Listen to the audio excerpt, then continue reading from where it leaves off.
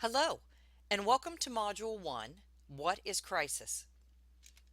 In 1959, during a speech in Indianapolis, then Senator John F. Kennedy said, "The Chinese use two brushstrokes to write the word crisis. One brushstroke stands for danger, the other for opportunity. In a crisis, be aware of the danger, but recognize the opportunity." Crises are happening all around us in almost every aspect of society. Whether it be in business or industry, or in the sports or entertainment industry. Crises are occurring in which these organizations or even people must address them in order to stay in favor with their key publics or supporters. So, what does it mean to say crisis? According to our textbook, a crisis is a major occurrence with a potentially negative outcome affecting an organization, company, or industry, as well as its publics, products, services, or good name. It interrupts normal business transactions and can sometimes threaten the existence of the organization. Let's look at this definition and break down its key components. First, it is a major occurrence. A crisis is not an incident or minor disruption. An example may be that a water main breaks in your company.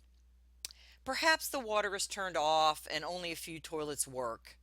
This is a minor inconvenience for the employees and may cause the company to temporarily close for the day, but it will reopen the next.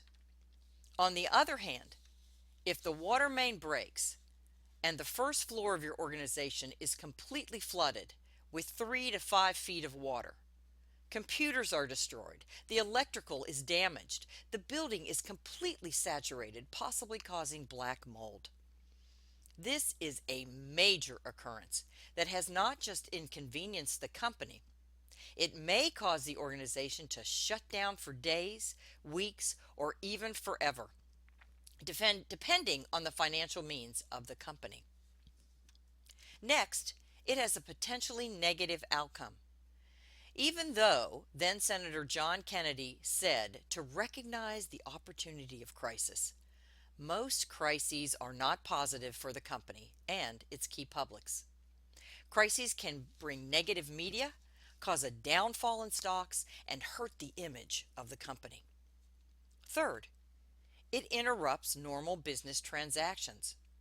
When a crisis occurs, most, if not all, the employee effort is aimed at working on the crisis. The crisis I mentioned earlier regarding the water main breaking would require employees to get, you know, access to insurance estimates, to assess the damage, give constant communication updates to key publics to keep them informed of what's going on, maintain and update media efforts, and on it goes. The regular order of business is usually put on hold during the beginning stages of a crisis. And finally, it may threaten the existence of the organization. Some companies never recover from a crisis. In fact, according to FEMA, the Federal Emergency Management Agency, when a natural disaster strikes, such as a hurricane, 40% of companies will never reopen. And those that do reopen, only 25% will still be in business 2 years later. Let me repeat that. 40% of companies will never reopen, and those that do reopen, only 25% will still be in business 2 years later. Crises come in a variety of ways, from employee layoffs because of low financial results to the consequences of damaging rumors, workplace violence, or corporate takeovers.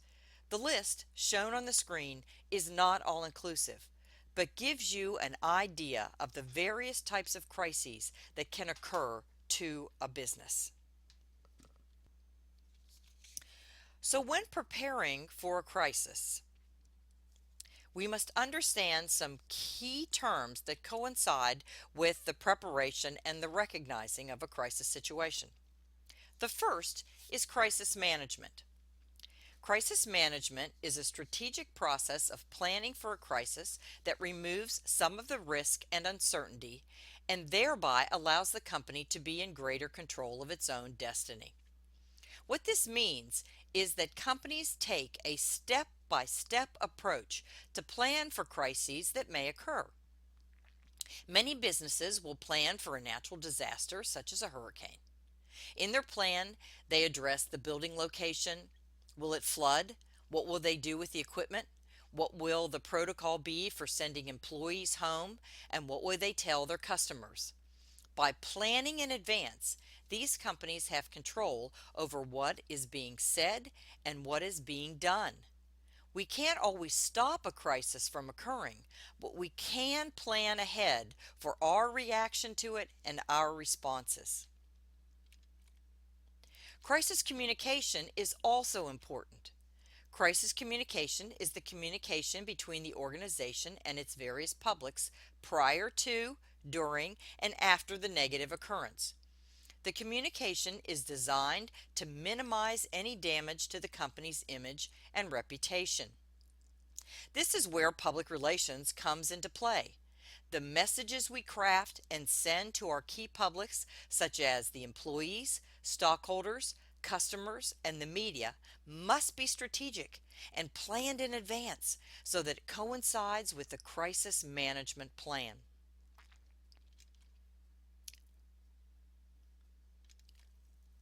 All of this planning and communication is good. However, a crisis manager must recognize that effective crisis management depends on two areas: the organizational ideology and the communication ideology. These two philosophies of how the company is run and how key publics are communicated with comes from the top management. As public relations professionals, our job is to communicate our message to our various publics in ways that maintain the organization's reputation. However, depending on the company culture, we are only as good in communicating the message as the organization allows us to be.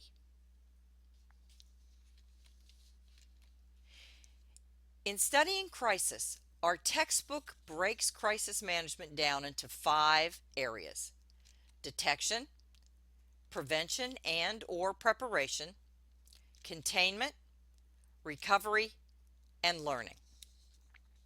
Let's look at these stages in a bit more detail. Detection. Detection recognizes the signs that may lead to a crisis. Most crises do emit early warning signs, which we call prodromes. If early action is taken, many crises can be avoided. However, once the potential is detected, action must be taken. This action can be in the form of issues management, taking steps to prevent a problem or situation from maturing into a crisis. This step looks at the issues that are leading into the crisis and how they can be resolved. Risk assessment or aversion, eliminating or lowering any risk levels that may lead to a crisis. This step establishes the risk the company may be taking regarding certain actions and analyze those risks for their impact on the company. Companies need to look at the financial impact of certain risks and how they affect its reputation, which all leads to reputation management, resolving the issue or problem which could escalate and damage the company's reputation. Maintaining the company's image and reputation through communication, social responsibility, and doing the right thing in the eyes of the public is very important, especially in handling a crisis. 2. Prevention or preparation. Through detection, a company should be able to prevent a crisis. But in the event you can't, again, such as a hurricane, a company must be prepared. Ways to do this are first to create a crisis team, which we will discuss later in the term, create a written plan or guide to follow, and finally, you must maintain good relationships and communications with all of your key publics. If a crisis were to occur, containment is limiting the amount of time the crisis is in the news or being discussed by the public.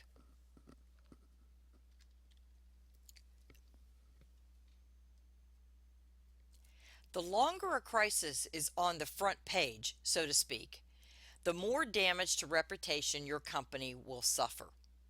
It is imperative to get your side of the story out quickly and update it when necessary. Otherwise, your company story may become incorrect due to speculation and rumor, and that may become what the people believe, even if it is not true. Scholar Timothy Coombs said, "A quick response is an active response because it tries to fill the vacuum with facts. A slow response allows others to fill the vacuum with speculation and information." The fourth stage is recovery. Your company will be judged on how well it did during a crisis situation. The company's economic performance, its stocks and products, social responsiveness to the issue, how are you being perceived by society, and its overall reputation or image will be scrutinized by the media and the company's key publics. And finally, the last stage is learning. Companies must evaluate how things were done during a crisis. Questions need to be asked as to what was lost, gained, and learned because of this experience. In addition, companies should use their own crisis as a warning sign so that the incident doesn't occur again.